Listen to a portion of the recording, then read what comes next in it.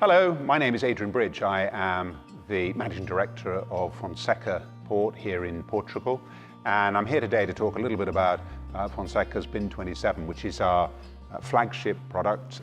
It's a reserve port, and it happens to be the leading reserve port in the United States market.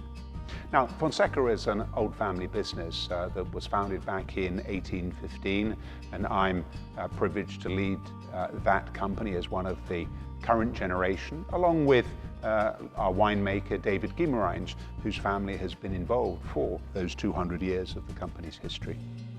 Our vineyards are about 120 miles east of here in the Douro Valley. The Douro Valley is probably the most beautiful wine region in the world. It's steep slopes, it's intense summer heat, producing incredibly rich and powerful grapes for which we can then use to make Bin 27. But having made it up there, we then bring it down here and we put it into these vats behind me.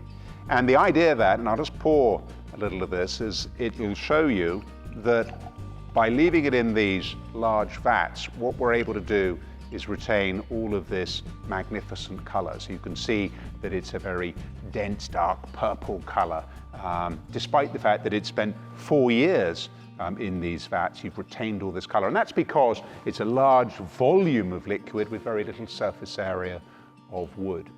But one of the advantages of having those 4 years in these wooden vats is that it gains additional layers of complexity.